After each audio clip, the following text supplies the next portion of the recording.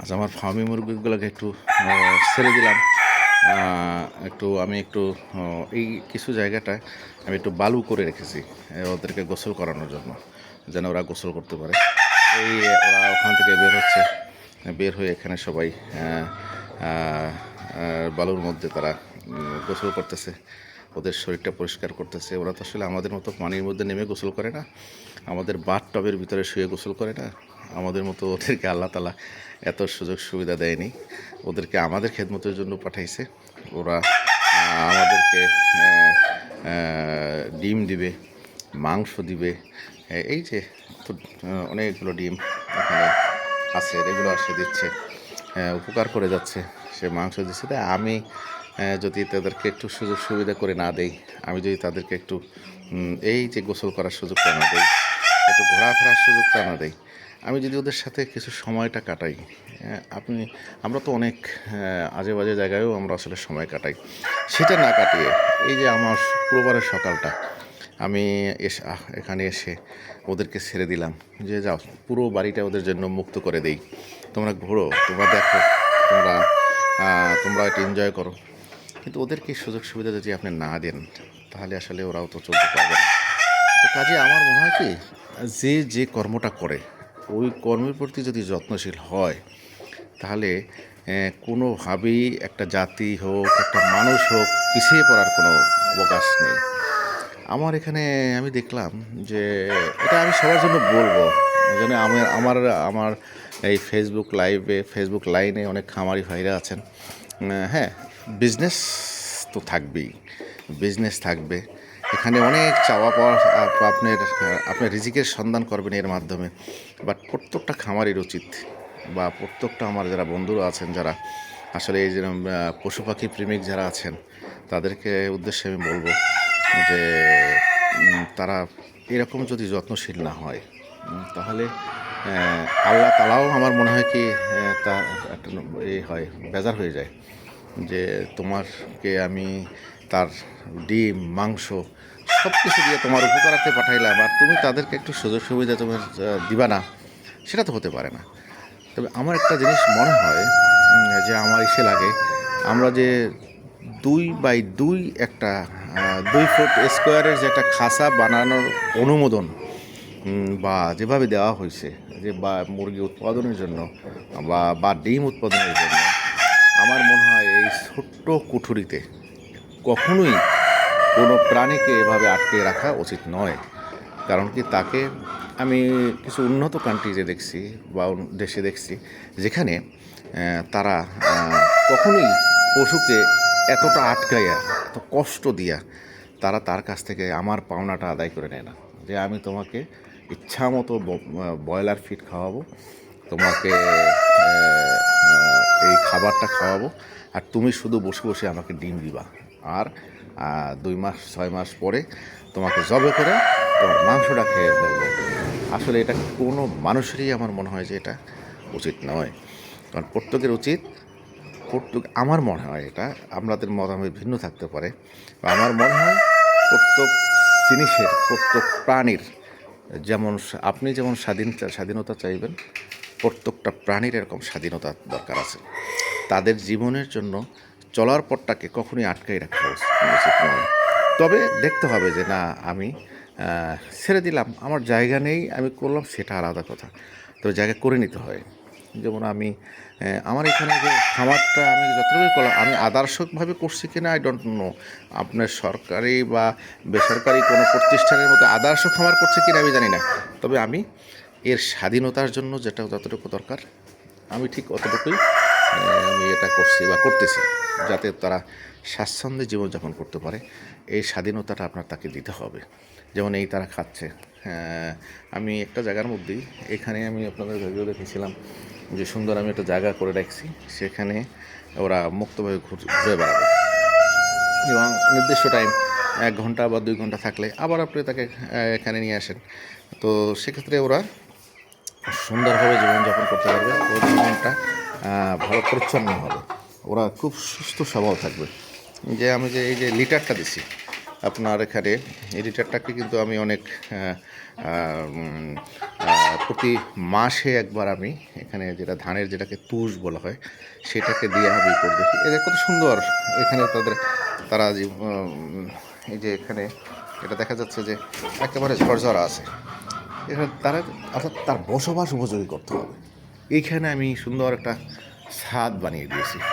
হ্যাঁ, এটা আবার না হলেও চলতো যে না ওরা খালি এর মাটিতে থাকবে, সেটা না। এটা আমি করছি যে হ্যাঁ আমার একটু সচ্ছলতা ছিল, আমি করছি। বাট যে যেখানে আছেন, যেমন এই যে আমি এটা জিনিসটা করলাম, একতলা, দুইতলা, তিনতলা, প্রত্যেকটা তলায় তারা থাকতে পারতেছে। এই যে নিচে দেখা যাচ্ছে ওরা একটু অনেক সময় তারা অন্ধকার পছন্দ করে, এইটা অন্ধকারে ঢুকে যাচ্ছে। কেউ আবার এই যে উপরে থাকতে পছন্দ করতেছে থাকতেছে, আবার কেউ এই যে বাসের উপরে থাকতে পছন্দ করতেছে থাকতেছে। অর্থাৎ আপনি অল্প একটু জায়গার ভিতরে এখানে আমার মনে হয় কত স্কোয়ার ফিট হবে আমার আনুমানিক, এখানে এটা হয়তো বা একটা 20 বাই 15 ফিট স্কোয়ার ফিটের একটা জায়গা। এই জায়গাটাকে আমি আরও অনেক স্কোয়ার ফিট বাড়াই ফেলছি, অর্থাৎ আপনার 2তলা 3তলা করে দিয়েছি যাতে ওরা স্বাচ্ছন্দ্য থাকতে পারত। তা আমার মনে হয় প্রত্যেকটা খামারিকে আপনারা এইরকম এদেরকে সুস্থভাবে বসবাস করার জন্য যতটুকু যা প্রয়োজন সেটাই প্রত্যেক খামারি করা উচিত। আর রিজিকের মালিক আল্লাহ তাআলা। আপনি যত্ন করতে থাকবেন, আপনি পরিশ্রম করতে থাকবেন, আপনি ওর পেছনে সময় দিবেন, ওর সাথে আপনি সময় কাটাবেন, আপনার মনটা ভালো লাগবে। আপনি মনে করেন, আমার তো মনে হয় একটা লোক যদি 200 মুরগি লালন পালন করে 200 শুধু ডিম উৎপাদনের জন্য, তাহলে সে মাসে ভালো একটা অ্যামাউন্ট, অর্থাৎ আপনি চাকরি করলে 30,000 টাকা বেতন পাবেন, 40,000 টাকা পাবেন। আমার মনে হয় 50,000 টাকা সে অনায়াসে আয় করতে পারে। এবং যেটা হলো আমার একটা ছোট্ট এক্সপিরিয়েন্স থেকে আমি মনে করলাম, আমি কিন্তু একজন ব্যবসায়ী মানুষ, মুরগি পালাটা আমার পেশা না, বাট আমি শখের বশে করে দেখলাম যে না, এটা বাণিজ্যিকভাবে করা যায়। এবং যারা বড় খামারি আছে তারা যদি এরকম, আমি দেখছি আমাদের বাংলাদেশে অনেক উন্মুক্ত খামার আছে যেখানে একটা সাইডে তাদের রাত্রে থাকার জায়গা করে দেয়, আর দিনের বেলা আপনার এই মুরগিগুলো সুন্দর উন্মুক্ত পরিবেশে 5 কাঠা 6 কাঠা যার জায়গা আছে সে সুন্দর উন্মুক্তভাবে 200 থেকে 300 মুরগি উন্মুক্তভাবে লালন পালন করতে পারে। এবং সেখানে কোনো রকম প্রতিকূলতা থাকে না, কোনো রকম তারা সমস্যায় ভুগবে না যে না আমার এইটা হচ্ছে না, এইটা হইতেছে না। এখানে রোগবালাইও কম থাকবে। এবং এই যে সুন্দর বালির মধ্যে তারা গোসল করতেছে, আপনাকে এটাকে কীভাবে দেখবেন যে না ওরা ওদের স্বাধীনতাটা তারা ভোগ করতেছে। কিন্তু এই স্বাধীনতাটা আমি খাঁচায় বন্দি করে রাখলে পাবে না। আমি সমস্ত জায়গার ভিতরে কিছু জায়গায় আমি এখানে বালি দিয়ে রাখছি, কারণ কি ওরা ওখানে এসে গোসল করবে, এটা ওদের গোসলখানা, এইটাই ওদের বাথটব। এখন এই যে আপনার আছে, আমি করলাম সুন্দর মতো গোসল করলাম, আমি সুন্দর পরিচ্ছন্ন হইলাম, ওরও পরিচ্ছন্ন হওয়ার অধিকার আছে। কিন্তু আপনি যদি পরিচ্ছন্ন হইতে অধিকার না দেন, ওকে, তাহলে তো সে আমি যে আপনার একটা মানুষ যখন 2-3 দিন গোসল না করলে সে অসুস্থ হয়ে যায়। মুরগিরও ঠিক আপনার রোগবালাই থেকে মুক্তি পাওয়ার জন্য তাকে আপনি এভাবে মুক্তভাবে গোসল করতে দেবেন, পরিষ্কার পানি দিতে হবে, সুন্দর ফিড দিতে হবে। আমার এখানে অনেক ইট আনানো আছে, এই যে মাঝে এগুলো আমি একটু উপরে উঠাই রাখছি। এই একই পাত্রে আমি বারবার খাবার দিচ্ছি না। তার হোয়াট ইজ দ্য রিজন? তার মানে হলো আমি যখন মনে করি যে না আমি যখন একটা সুন্দর প্লেটে খাইতে পড়ছি, তখন আমার যে রকম ভালো লাগবে, ওর অনুভূতিটা ওরকম। মাঝে মাঝে ওর খাবার পাত্রটা চেঞ্জ করে দিলাম, যেমন আজকে মাঝে মাঝে এইটাই দিছি। আর এই যেটা গামলা দেখা যাচ্ছে, এটার মধ্যে সাধারণত আমি সবজিটা দেই যাতে ওরা এখান থেকে নিতে পারে। তো সব খামারি ভাইদের উদ্দেশ্যে একটা জিনিস বলবো, আপনাদের যত্নশীল হতে হবে, আপনাদের শ্রমটা প্রপার হইতে ব্যয় করতে হবে। আর যদি আপনারা চিন্তা করেন যে না আমি শুধু ওটা আনে ছেড়ে দিলাম, ও ডিম দেবে, আমি এখান থেকে বিক্রি করে আয় করে ফেলবো, তাহলে হবে না। একটা জিনিস সবসময় মাথার মধ্যে রাখতে হবে, পরিশ্রম আমি করব, আমি সুন্দর ভালো ওয়েতে পরিশ্রম করব, সফলতা আল্লাহ তাআলাই আমাকে এনে দিবে। আপনি যত্নশীল হবেন, আপনি নিজের শরীরের প্রতি যদি যত্নশীল হন, আপনার যদি আপনার সুন্দর করে হাত পা সুন্দর পরিষ্কার পরিচ্ছন্ন রাখতে চান, আপনার যেমন ভালো লাগবে, আপনার হাতটা এক জায়গায় উন্মুক্ত করতে ভালো লাগবে।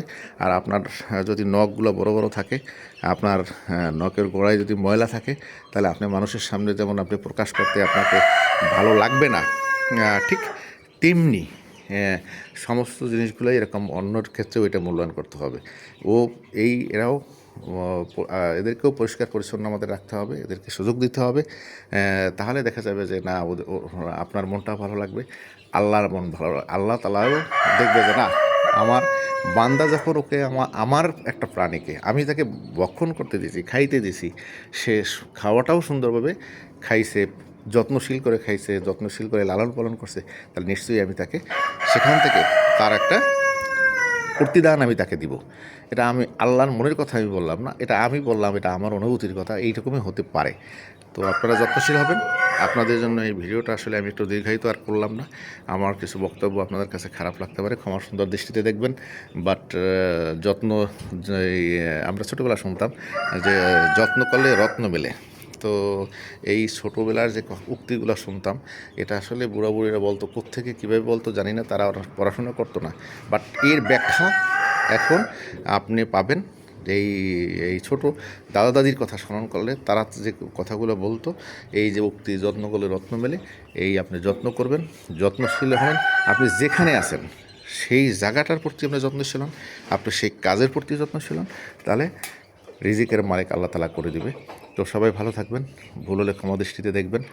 আর সর্বশেষে দোয়া করবেন যেন আসলে আমি আপনাদের অথবা এই পশু পাখির প্রতি আমার যে ভালোবাসা আছে এটা যেন কমে না যায়, শেষ পর্যন্ত যেন এটা ভালোবাসাটা অক্ষুণ্ণ থাকে, এবং আমার দ্বারা যেন প্রাণীকুল হোক, যে কোনো প্রাণী, সেটা জীব হোক, জন্তু হোক, জানোয়ার হোক, কেউই যেন অত্যাচারিত না হয়। এটাই আর কি। আজকের মতো বিদায় নিলাম। আল্লাহ হাফেজ, সবাই ভালো থাকেন। খুদা হাফেজ।